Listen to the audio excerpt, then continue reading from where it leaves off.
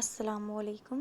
तो आज मैं आपको 2 से 3 साल की बच्ची के लिए पेप्लम टॉप बनाना सिखाऊंगी, जो बहुत ही इजी है और बहुत कम टाइम में बनकर रेडी हो जाएगा। तो चलिए सबसे पहले हम मेजरमेंट ले लेते हैं।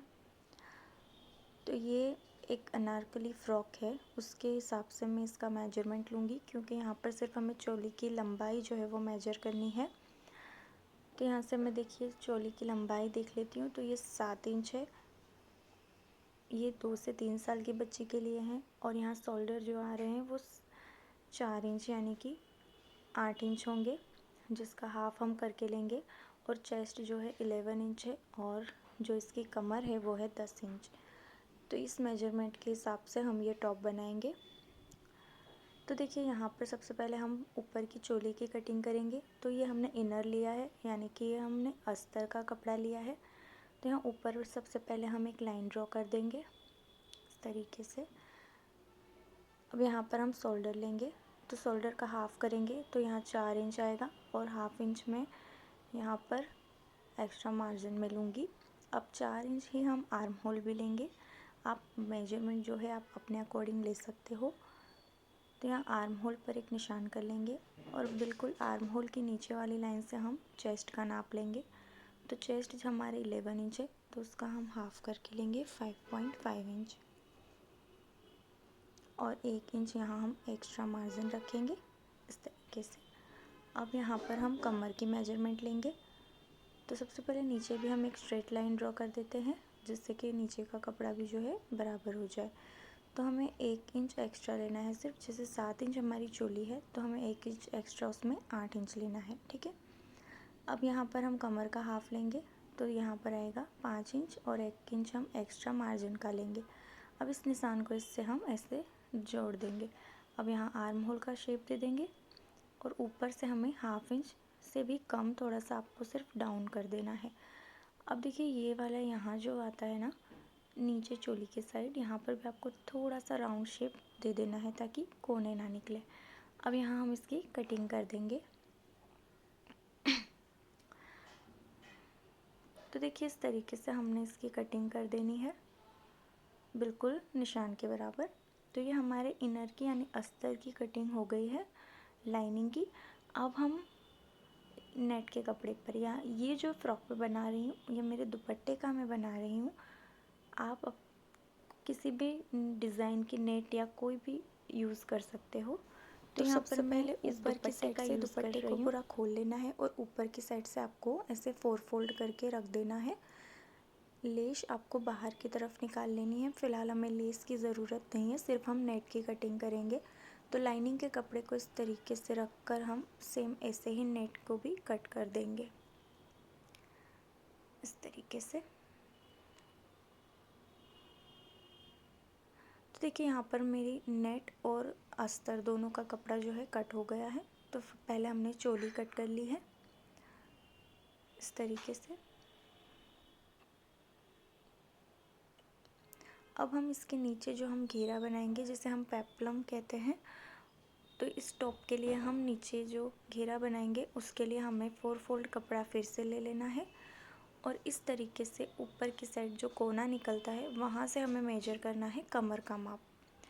तो हमारी कमर है 5.5 इंच, तो उसका भी हमें हाफ़ करना है और यहाँ ऊपर मेजर करना है। इस तरीके से थोड़ा सा राउंड शेप दे देना है।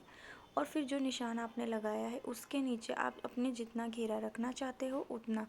तो यहाँ पर मैं 5 इंच रखूँगी, क्योंकि ये छोटी बेबी का है, इसलिए आप अपने हिसाब से रखिएगा। तो फ्रंट जो पार्ट होगा इसका वो थोड़ा सा छोटा होगा और बैक पार्ट इससे 3 से 4 इंच बड़ा होगा। तो देखिए यहाँ ऊपर से मैंने राउंड में कट कर लिया है और इसके नीचे एक निशान मैंने 5 इंच पर लगाया था, वो भी मैंने इसे राउंड में कट कर लिया है।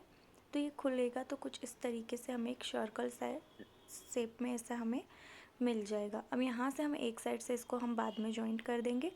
तो जो हमने कट किया है उसी को फिर से हमें रखना है, क्योंकि हमें अभी बैक पार्ट कट करना है। तो बैक पार्ट हम इससे 2 से 3 इंच या 3 से 4 इंच बढ़ा लेंगे। तो यहाँ पर मैं 2 से 2.5 इंच जितना मैं इसको बढ़ा ले रही हूँ फ्रंट पार्ट को छोटा और बैक पार्ट। आप चाहो तो दोनों पार्ट सेम भी बना सकते हो, बट यहाँ पर मैं जितना ऐसे ये भी राउंड में देखिए कट हो गया है। अब दोनों को हम एक एक साइड से सिलाई लगाकर जॉइंट कर लेंगे। इस तरीके से हमारे फ्रंट और बैक पार्ट जो है वो कट हो गए हैं। तो देखिए इसको मैंने बीच में से अटैच कर लिया है, तो ये कुछ इस तरीके से राउंड में आ जाएगा।